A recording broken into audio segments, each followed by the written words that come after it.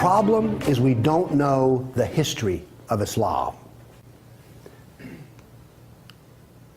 We don't know the answer to this question. This is the world of Islam. How did it happen? You can ask very intelligent people, and they will not be able to give you the answer to this question. How did North Africa go from being European and Christian to becoming Arab and Muslim? How did that happen? And is that an important question?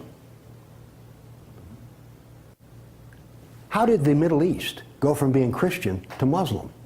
And is that an important question? I think it's an overwhelmingly important question. All right.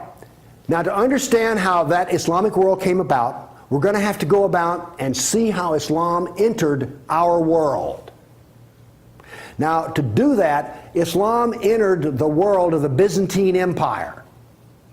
We know that in the Sirah, Muhammad's life, his last days were spent killing Christians and subjugating them. After he died, that process continued. So, let's describe the world that Islam invaded. Now, we're told that the Roman Empire collapsed when the German barbarians invaded Rome. Y'all heard that story? Well, that's false. That is not true. It is wrong. What happened was, after the German barbarian tribes invaded Rome, they set up their own version of the Roman Empire. They retained classical culture. They spoke Roman. They hired Roman philosophers and Roman attorneys to teach their children and to run their schools. They came into the Roman Empire not to destroy the empire, but just to get the goods for themselves. The eastern part of the empire, so-called Byzantine Empire, is over here. Now, this is after the German invasion. The important point is this: there was still a classical empire. It's not collapsed. Then, after the fall of Rome, the Byzantines gradually exerted their political influence till now this was the new form of the Roman Empire. This is the Byzantine Empire, and it is about to be invaded. This is the classical world that Islam invaded. Notice that the classical world is still up and running. It's critical to remember that. It was now weak, but it was still up and running. We're going to see what caused its collapse. Here we see in 25 years, 3 stages of development of the spread of Islam. This is 25 years' work. How is it that the Arabs were able to do to the Byzantine Empire what the Persians could not do in Iran? Here's the answer to that question. It has to do with Iran, actually. The Greeks and the Persians had been having wars since forever. All right? The 300 at Thermopylae, that was about the Persians. All right? Alexander the Great, he defeated the Persians. The Persians kept hammering on the Romans and then the Byzantines, and 25 years before Islam invaded, there was one massive last series of battles that left Persia weak and the Byzantine Empire very weak. Then comes along the Black Plague. 1 person in 3 dies. So the Byzantine Empire, when Islam invaded, had been weakened by a long war with Persia and the loss of 1/3 of its population. The economy had collapsed by 2/3. You think the Obama economy's bad? Try 2/3. So we had an empire that was weak, invaded by people with a mission. Now, what's important here is these 3 different shades of green represent the different caliphs. This empire is beginning to build here came from people who could be described as the apostles of Muhammad. Why is it important to know that? They knew Muhammad. They held his hand. One of them, Ali, married his daughter. Abu Bakr was his father-in-law. These people are not just brothers in the religious sense, they're brothers in the family sense. They knew Muhammad like I know my wife. And what did they do? Did they go out preaching the Quran? No, they didn't. They picked up their swords, got on their camels and horses, and went out whacking Christians and Persians That is, this is the true nature of Islam. Here you see it. This is the fruit on the tree. Massive destruction. Now notice something else that's happened here. Egypt is the breadbasket of the Mediterranean. Syria, the heart of the intellectual world of the classical empire. In 25 years, the classical civilization lost its ability to feed itself and lost its biggest brain trust. This destroys classical Christianity. Christianity that we have today is a bloody stump of the original Christianity. Why? This destroyed the heart of it, transformed it. The first stage of the annihilation of classical empire, gone. The heart of it's gone. Okay. A century later, notice over here in Spain, 750 AD, Spain is already Muslim.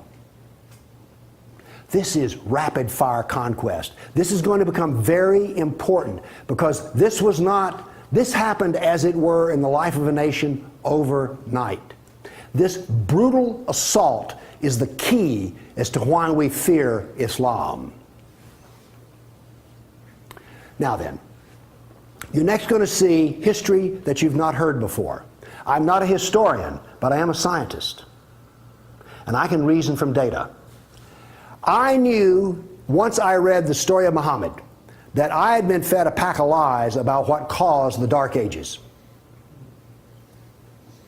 Roman barbarians didn't cause the Dark Ages. First off, why would these barbarians were Germans?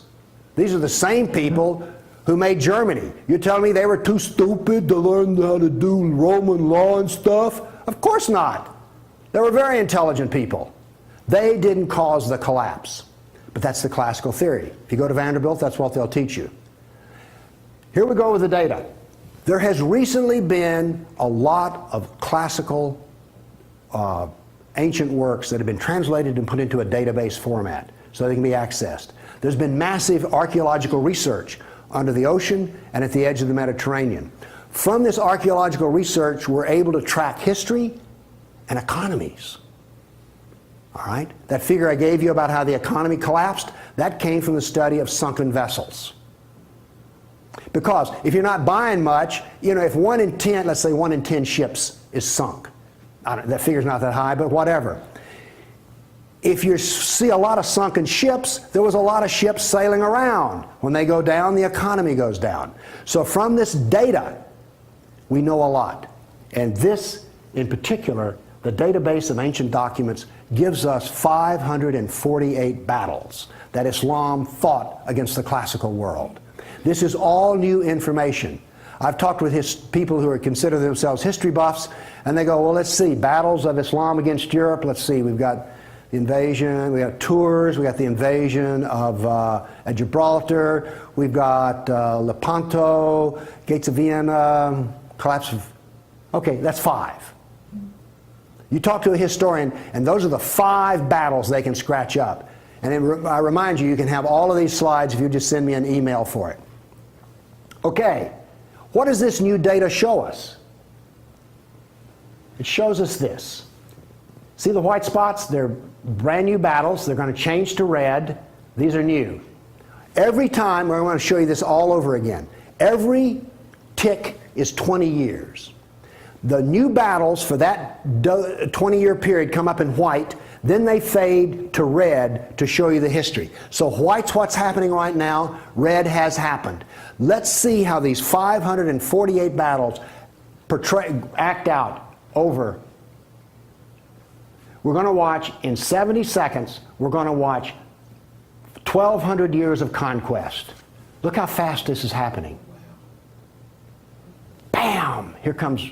You didn't know France was hammered that hard, did you? You heard of Tours. Watch what's happening in Spain, in the islands. Now, many of these raids or battles, if they're at the coastline, are slave raids. The slaving that took place in here was extensive and went on and on. All of this work is also happening now then. We're now into the golden age of Baghdad. This is the punishment that's being handed out to Christians everywhere. In Spain, after one battle, there were knights' heads were cut off, and they made a pile so high that a man on horseback couldn't see over them. All of the European civilization in North Africa is now gone. I have a question. Have you read the 13th tribe? No. Okay. Now, pretty soon, and by the way, there will be a period of time, and you can see the clock running up here, there will be a brief blip of 5 battles that occur in North Africa, the Barbary Pirate Wars. We're on there. Okay? Now then, Byzantium has fallen. Now then, Eastern Europe is being hammered. Notice that it is relentless. It doesn't stop. This is the history that you're never told about. This is the history that explains how all of this came about. Now then, they're getting slower because Islam is becoming weaker.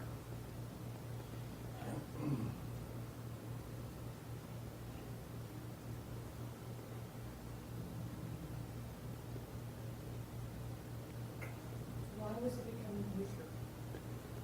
Corruption. All empires collapse from the inside ultimately. Okay. I say that what caused the collapse of classical civilization was not the invading German barbarian tribes. I say that classical civilization was destroyed by Islam. Now comes the question, why do we not want to know that? We're going to answer that question. All right, now I want to give you the headlines. With all those little dots, basically what I've showed you is just quantity. Okay? Relentless, but quantity. Now I'm going to give, we gave you 1,200 years of battles in like 70 seconds. Now we're going to go through in about 4 minutes. I'm going to give you the headlines from each century so you will know the emotional tone of what is happening. All right, 7th century. Muhammad sent Khalid out, the sword of Allah, to the Jazima tribe to offer Islam. They refused. He annihilated every one of them. At the Battle of Oasis in Iraq, for 2 days he spent out rounding up the losers, put them in a dry stream bed, and cut off heads until the stream ran with blood.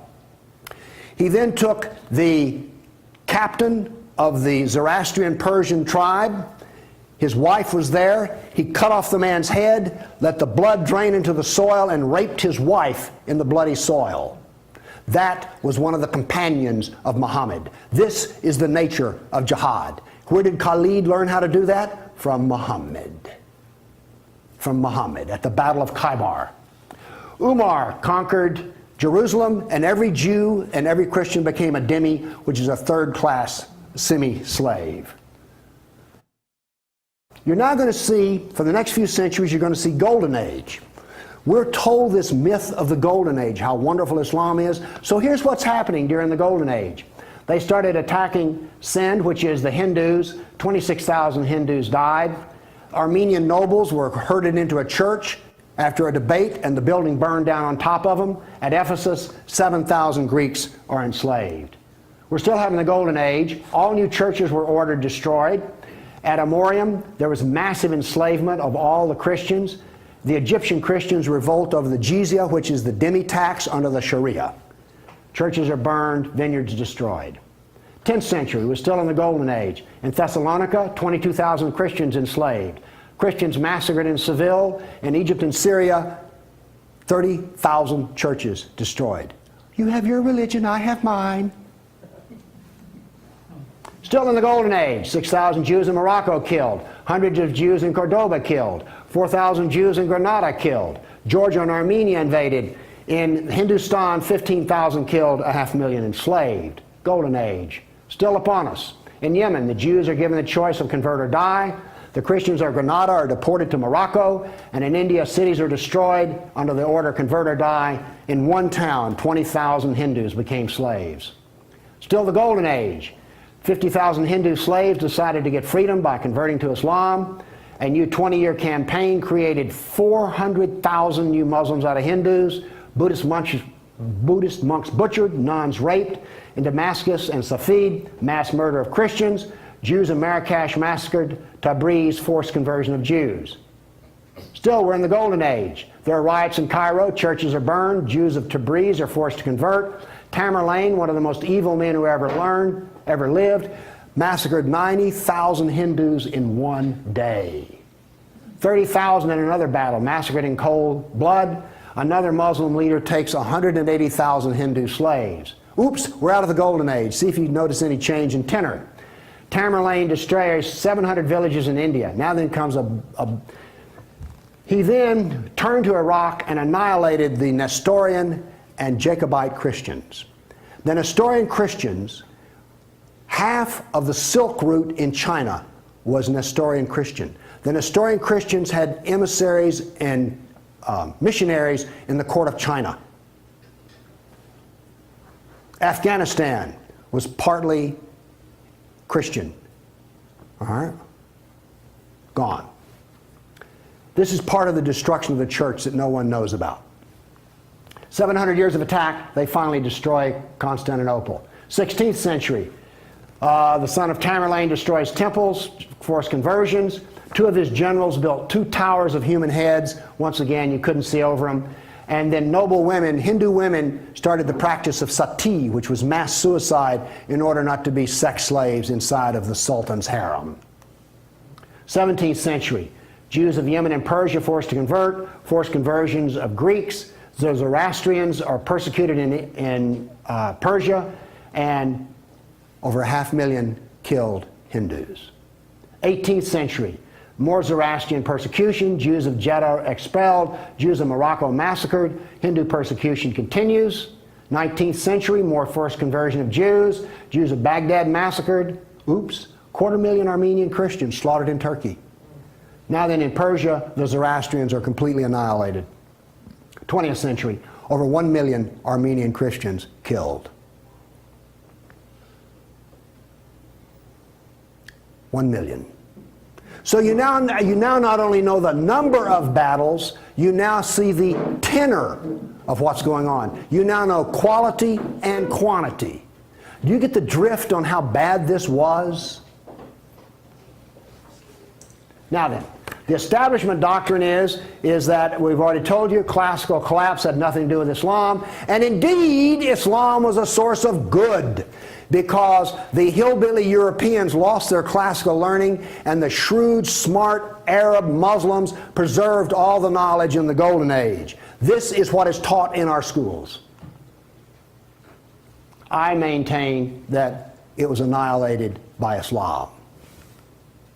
Okay, we've been talking about land here. I now want to talk about water, because classical civilization was based upon the Mediterranean Sea. Egypt was part of the Mediterranean world. It was not part of the African world, okay? Because to go from Alexandria, Egypt to Nigeria was a lifetime. But you could get on a ship and be there in 10 days. Does this make sense? It was cheap transportation. You could haul a ton of grain from Egypt to Rome as much as it cost 75 miles by ox cart. This is important. I'm going to be driving back on the interstate after I finish talking here. I do not expect to be attacked or shot at on the way. I presume that the interstate is safe travel. It used to be that way under the Roman peace. That ended. The importance of naval work, as many as 500 boats could be in the harbor of Constantinople. The collapse of the freedom of sea. Let me show you something. Now we know this from history, the data. Rome used to communicate with France by boat. After Islam, they went overland through the Alps. Why did they do that? There was no longer freedom of the sea. Here's interesting. The Black Plague was a known problem in the Mediterranean. It used to take 4 months to get from here to Constantinople. because there was sea trade back and forth. Well, that was eliminated. So now then, when there was an outbreak of the Black Plague, it went from harbor to harbor, all around here, and it took 4 years to get to here. Do you see the point I'm making? There was that little freedom of trade. As a merchant striking out to do business, you could wind up with your ship gone, your goods gone, and you're in chains, enslaved. By the way, this cuts down a lot on commerce. A brag. The Christians couldn't float a plank on the inland sea. What did this do? It isolated Europe and impoverished Europe.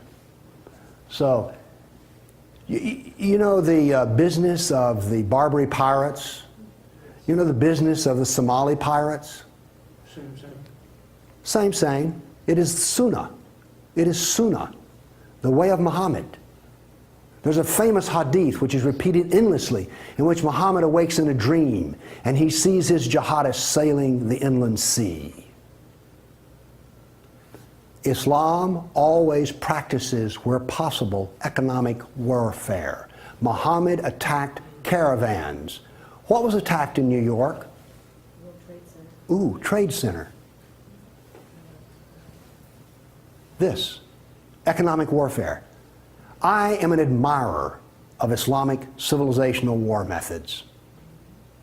They're superior to everyone else's thinking in war. They use everything for war. Everything, including the womb. This was an economic jihad.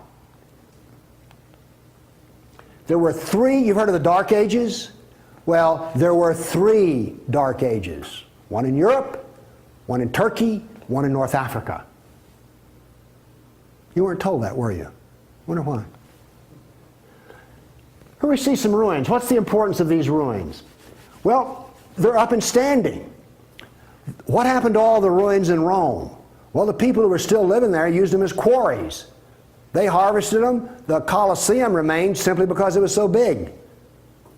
What does this tell us here? If all this stone is still stacked up, there were no people. The invasion of North Africa was so brutal and so fast that it actually left in the harbor a layer of silt. Here's how that happened. North Africa used to be farmland, irrigated farmland. The Romans, clever men that they were, put along the roads in North Africa olive trees for shade and for keeping the road fixed for free. Because what would happen is you would bid on buying a lease on a stretch of Roman road in North Africa. You maintain the olive trees and the road, and you got to keep the olives. So the Romans got money from selling the lease, and then they got the road fixed for free, and somebody has a business making money. Is this clever or what? That all ended because the invading Arabs were not farmers, they were herdsmen. The people there were Christian, and so therefore when the average Arab family would own 50 goats.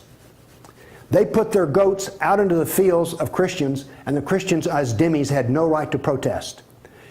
Between death and the erosion of the crops, there was this produced a layer of silt in the harbors. So that's how brutal, hard, and fast came about this collapse of economy in North Africa. What was left for a European economy? Furs, lumber, swords, and slaves. We're now really getting to one of the points where we don't want to know this history. Anybody here all real proud about how some of your ancestors were taken off a coast in Italy and then put into a harem in North Africa? And now you have children from that who are distant relations. You see, you may have distant relations in the Arab world you don't know about, because 1 million Christians were sold into slavery. And by the way, the Venetians helped to do that. And another embarrassing piece of news is this. The Jews were very big in the trans-Mediterranean slave trade. Nobody comes out of this looking good. No one looks good. Are you also beginning to see, like, I don't think I want to know any more about this history at all? Okay? Are you catching on here? All right. Now, the other thing we're told that's so bad about Christianity and so pitiful about those poor Muslims are the Crusades. Who's ever heard this? Well, the Crusades, oh, that's so embarrassing. Gosh, you know, we got out of Europe, we went over there and invaded the Arab lands, and then we killed them and hurt them, and like, oh, I've heard preachers wallow in pity about how drastically bad the Crusades were.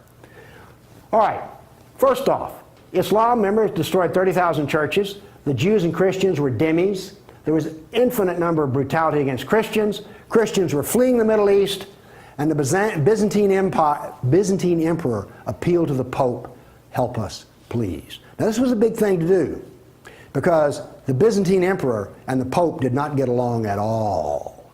But these were desperate people. And what did the Pope look out and see? This is the world that he saw in 1100, the time of the First Crusade. Well, let's see, this much of Spain is Muslim, and we're getting our behind kicked on a regular basis. Oh, well, this Christianity's gone. Oops, this Christianity's gone. And look at all the battles in the non-Christian, in the areas that are still Christian. Do you see the geopolitical problem that the Pope was facing here? This was not just some, you know, we'll saddle up, get on our horses, and go steal from them Arabs, which is what you're told. This is the political picture. But now then, let's do this. Let's look at a battle map for the Crusades. Let's be fair. I showed you the Jihad map. Now here comes the Crusade battle map.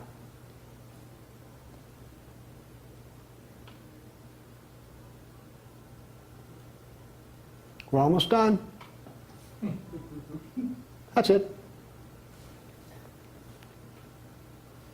Now we're told that the Crusades are the moral equivalent of jihad, and therefore we need to be ashamed and whine and cry.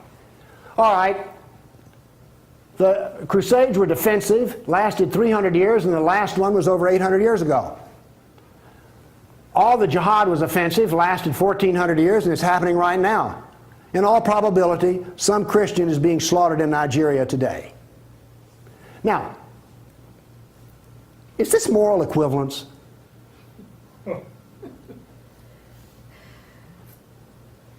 Why won't they teach this in a church school?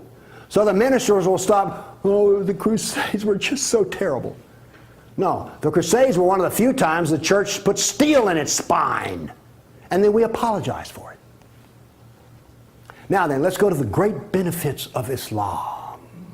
We're told about two different golden ages. We're told about Andalus, the wonderful empire in Spain, in which there was multicultural peace, and Jew and Christian and Muslim all lived together in a golden age in Europe. You ever heard that? Well, here we go. This is the battle map of the Golden Age in Andalus. Now, while all this is going on, orders for slaves are being filled. The first slave order out of Spain was the Caliph ordered up 3,000 blonde virgins. They were shipped out of Spain. Battles are going on in which Christian knights die, but notice something here. The Christians won't quit fighting.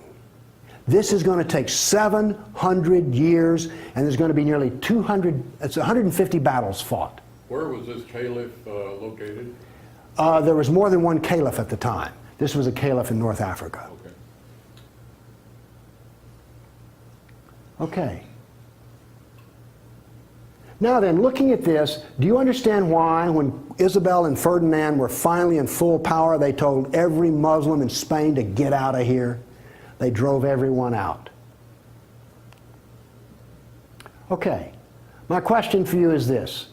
Was Andalus a multicultural golden age or a reign of terror? I claim it was a reign of terror, and it was not a golden age at all. And yes, there were a few people who had it good. The elites had it good. There were some rich Jews and rich Christians that had it good. Also, otherwise, there was constant war, slavery, and Christians had to wear robes so you could tell a Christian from a block away. And a Christian couldn't carry a sword, and they paid special taxes. And then we come to the question, why are we told this story? Now we have the Baghdad Golden Age. Here we go. This is all the battles that are fought during the period of the Golden Age in Baghdad. Now, not only are they as busy as they can be killing Christians, but they're also busy establishing the Sharia doctrine. They're also busy establishing the Hadith doctrine. And they're also busy in doing things like slave trading. You know all those exotic pictures you've seen of the harem? They're sort of pre-Playboy sexy, beautiful women in gauzy outfits. All of those women were Christians. Less romantic sounding, isn't it? The other thing that's happening in Baghdad is this. A new philosophy is being generated in which there is no cause and no effect. This turns out to paralyze the mind. Okay, those were all the battles that were fought during the mythical Golden Age. Okay, during the Golden Age, Christians and Jews were dhimmis, Christians were sex slaves. Here's one that gets me. During this Baghdad Golden Age, they evolved a philosophy in which there were no laws of nature and there was no cause and effect. I'm a scientist. We work off of two laws, the law of contradiction, does the data contradict the data, and the law of cause and effect. I've just explained to you why, out of their Golden Age, why you don't find Muslims getting Nobel Prizes in science. You cannot be a scientist and not believe in cause and effect. You just can't. Won't work. Now then, the Christians did all of the vaunted translation of the Golden Age text, and get this. We're told that this was such a great peak of learning, they destroyed 90% of the books. And we're told that the remaining 10% they preserved is like, oh, this was the Golden Age. Oh, we live in eternal gratitude to the Muslims. If they had come along, we'd have had 100% of them. Presented with a library in India, the largest library in the world was a Buddhist library in Nalanda. They came to him and reported the existence after they had conquered, and they said, what shall we do with the library? The order from the general was this. If it contains any information that is in the Quran, we already have it, burn it. And if it contains any information that is not in the Quran, it is false, burn it. The same was done with most all of the libraries. And why are we told this was some wonderful golden age that preserved knowledge for us? Ottoman Empire, 1683. The reason I have this up here, Islam in Europe. That's the world today. I've now explained to you how this world came about. It came about through relentless, brutal persecution of everyone who was not a Muslim. Now then, let's change to modern times. All of that work stops in 1922. This works off a database of 19,000 jihad attacks since 9/11. There are things like this. I know the date, the country, the city, how many are killed, how many injured, and a description. Now, when you present a guy like me with 19,000 pieces of data, I start asking questions, how do we make this make sense? So let's make it make sense. By the way, you did hear all about these 19,000 attacks in the Tennessean and the local newspaper, didn't you? You did hear about this. It was on the nightly news. We've heard about Fort Hood. Oh, the workplace incident. Oh yeah, I got that. All right. Anyway, moving along here. This, by the way, is where all these took place. I just think that's interesting. And you'll notice something. This is the Islamic world, and it all centers around it. But notice how much is happening in Europe. Okay. I take the data and I parse it and I divide it. I use Islamic doctrine to analyze this data. What does Islam insist on? Well, in my first lecture, I told you they're fixated on the kafir, right? So I use the kafir to analyze this data from an Islamic standpoint. See, I'm the ultimate multiculturalist. No, really. I'm the only person you've ever met who analyzes Islam on the basis of Islam. Here we go. Here we have, in the last 10 years, the total number of attacks. In the green, we have Muslim on Muslim violence. You mean a Muslim will kill a Muslim? Really? They're doing it in Syria as we speak, right? Remember Iran, Iraq? Okay. Then we have the only one I care about.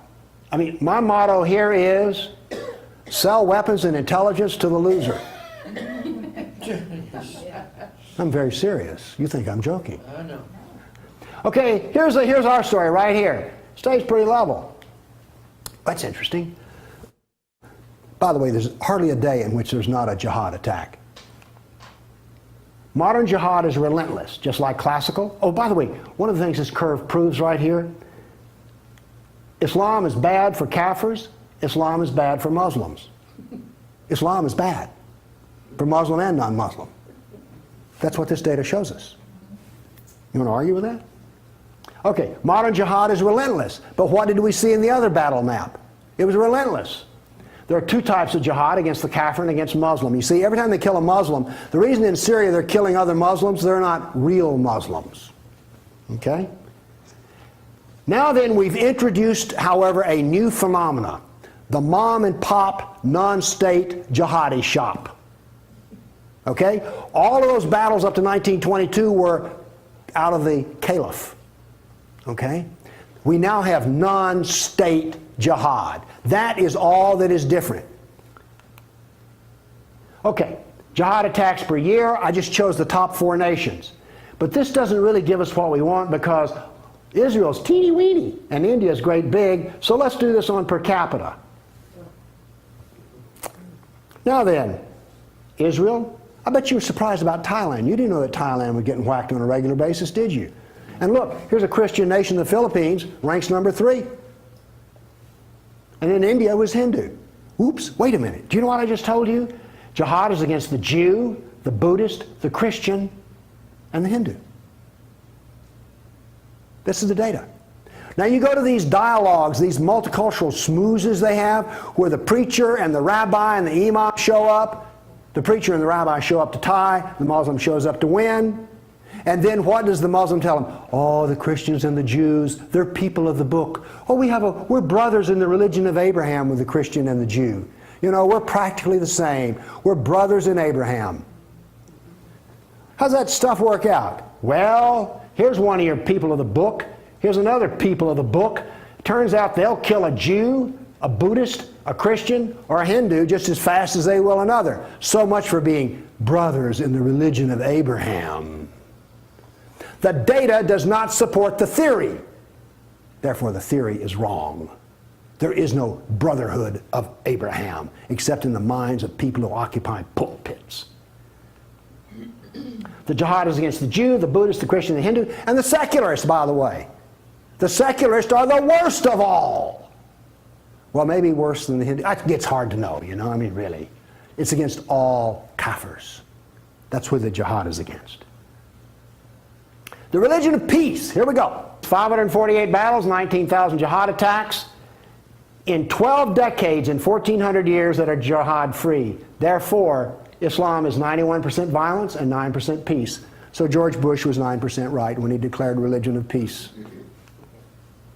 Constant violence is why? There's a doctrine. The doctrine of jihad is found in the Sirah, the Quran, and the Hadith. We've already been over this. They don't like Kafirs. We have a whole doctrine of jihad within the text. Islam was only successful through jihad. Therefore, we have a doctrine which produces jihad, and it produces this effect of the collapse of civilizations. Here you go. Tears of jihad. 270 million dead over 1,400 years. Read them and weep. Read them and weep. The doctrine drives history. History shows the true nature of political Islam. Political Islam is the enemy of all Kafir nations. There's an intellectual history. In 1,400 years, I've read a lot of old documents. They never talk about the Muslim. They talk about the Arab, the Turk, the Moor, Al-Qaeda, Asian, and it's always been by specialists. And today, all the established specialists are apologists for Islam. Why was the Quran code not cracked recently? How come we don't teach Muhammad? And why is the Golden Age propaganda taught? Why do we remain ignorant and keep suffering? I maintain there's a reason for this.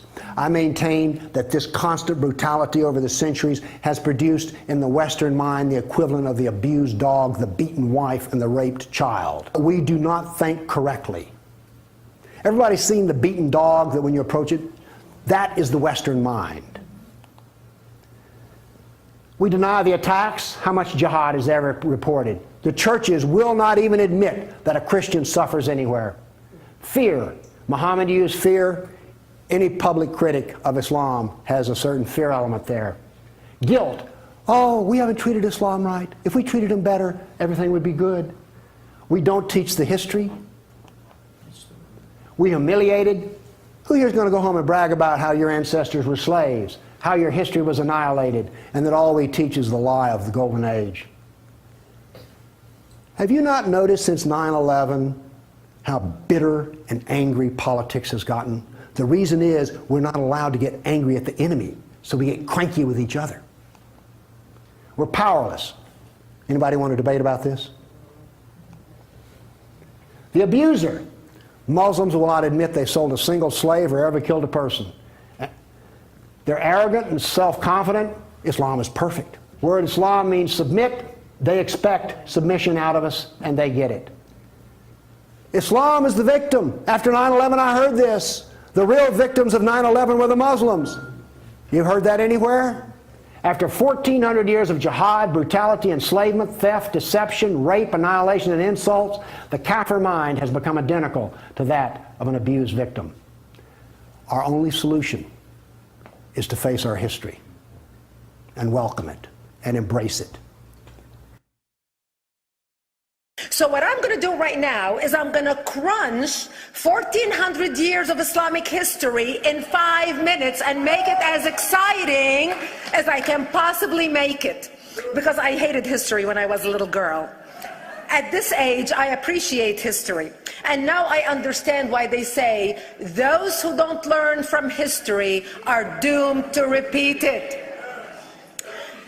In order for you to understand why Western civilization is very different than the Islamic world, you need to understand the history of Islam. When Prophet Muhammad supposedly revealed his revelation from the angel Gabriel that he is supposed to be the last of the prophets in the early 600s, he started preaching in his own city, Mecca. He tried to recruit friends and followers to be able to spread his religion. And he tried for 12 years and failed. And after 12 years, he was only able to recruit his immediate family and friends.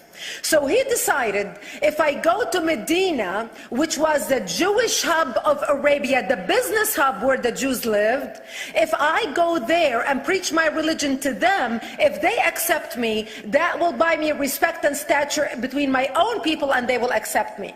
So Prophet Muhammad started borrowing a lot from the Old Testament to make his religion more palpable to the Jews, to make it a lot similar. This is why you see a lot of similarities between Judaism and Islam. For example, Jews don't eat pigs, Muslims don't eat pigs. Jews pray a few times a day, Muslims pray a few times a day. Jews fast on Yom Kippur, Muslims fast on Ramadan. And this is why you started seeing a lot of good writing in the beginning of the Quran when Prophet Muhammad was saying all the good things about the people of the book.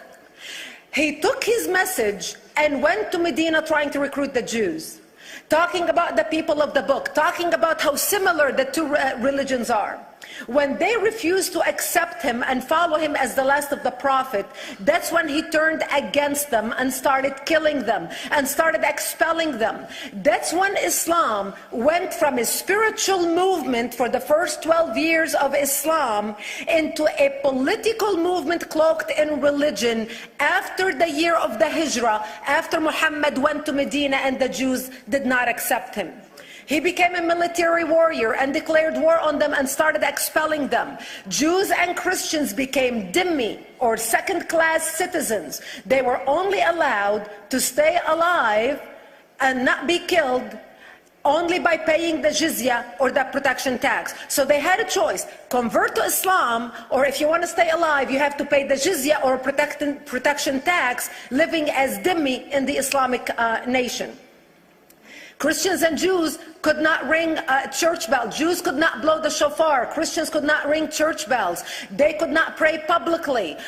Christians and Jews could not gather together and build new churches or new temples. And the way they paid the jizya or the protection tax was in a monthly ceremony where they would get together downtown and the Jew would kneel on his knee and hand his goods to the mullah, who would take the goods as the price for buying the protection. And in many areas, Jews and Christians were given necklaces to wear as a receipt that they paid their jizya or their protection tax.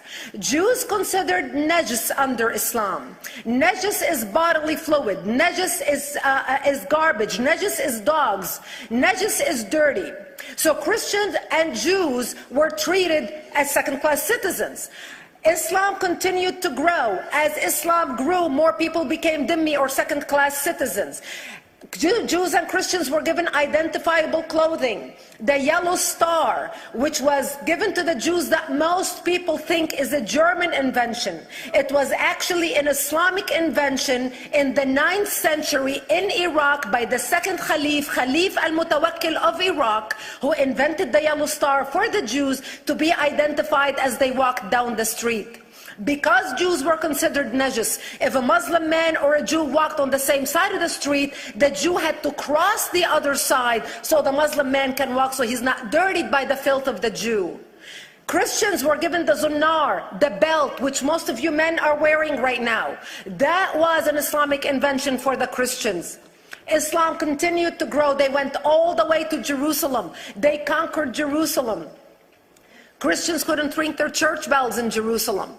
The Pope in Rome in 1090 told the Christians, how could you sit idly by and allow your brethren to suffer like this in the Holy Land? You need to go liberate the Christians. You need to go help the Christians.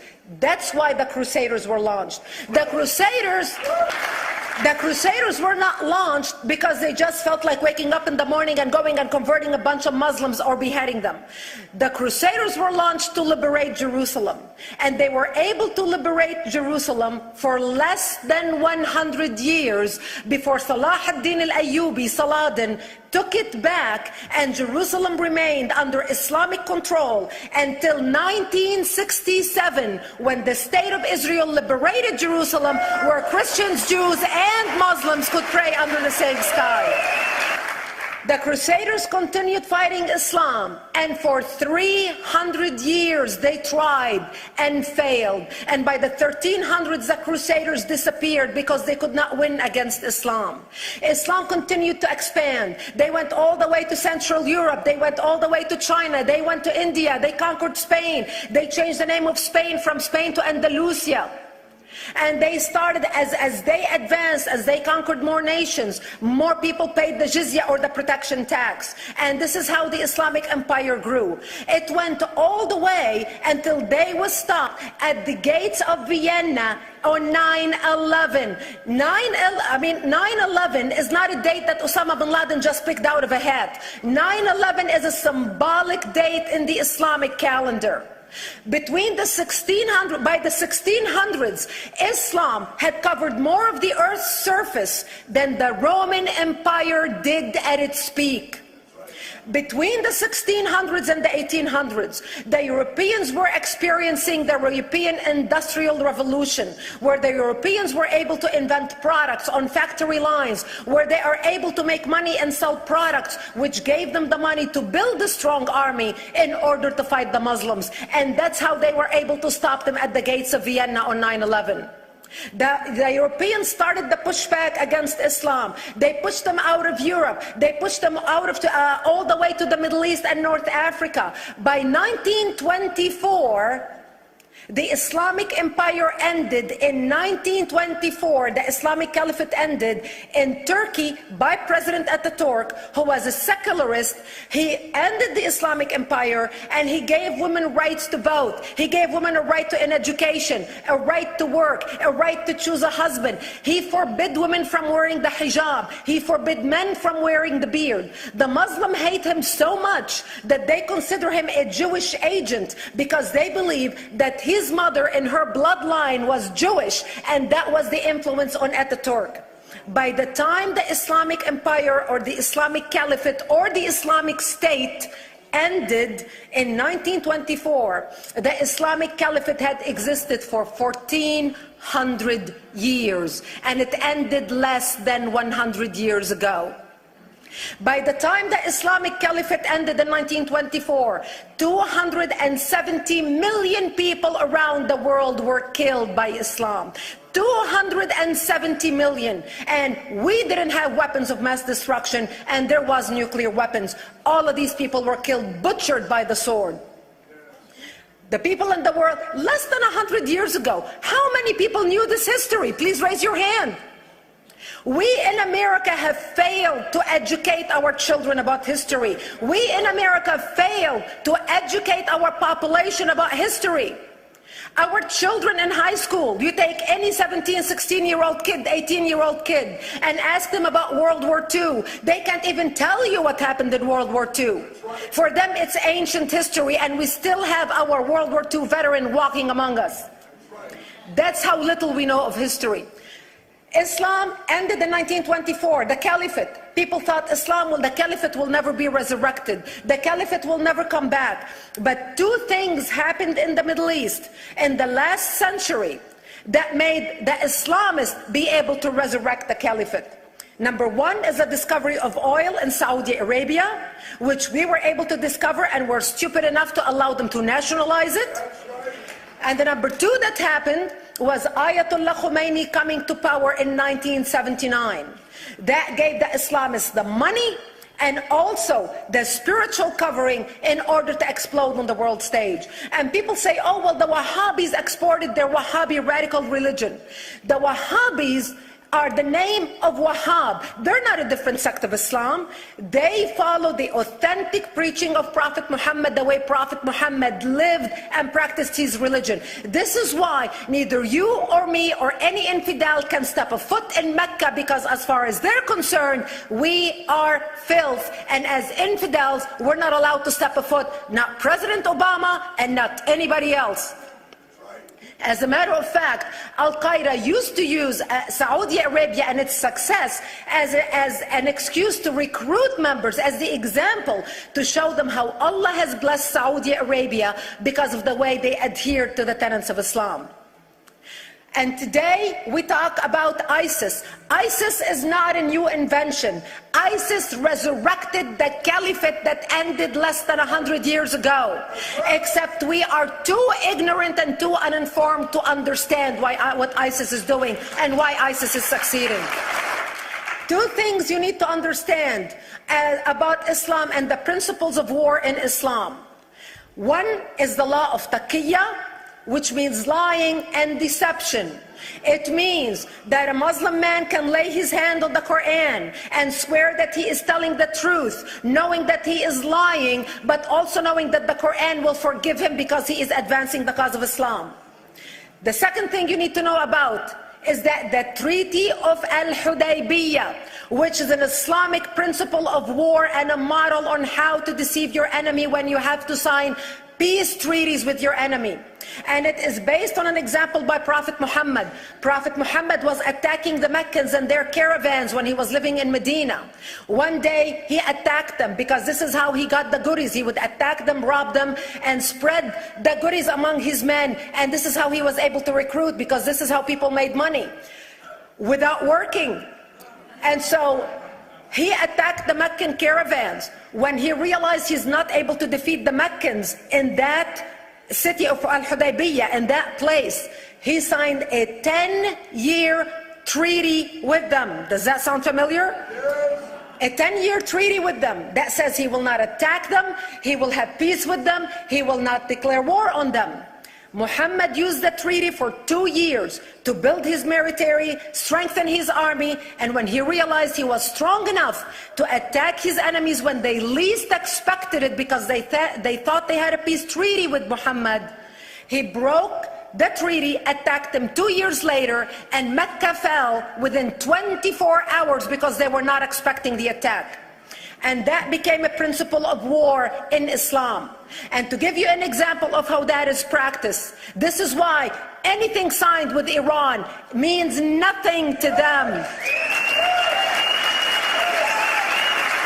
And to give you an example of how this law has been put to use in recent history, Yasser Arafat, who's not an Islamist, but he is a Muslim, met with the Israelis and signed the Oslo Accord in 1993. Remember all the handshaking at the lawn of the White House?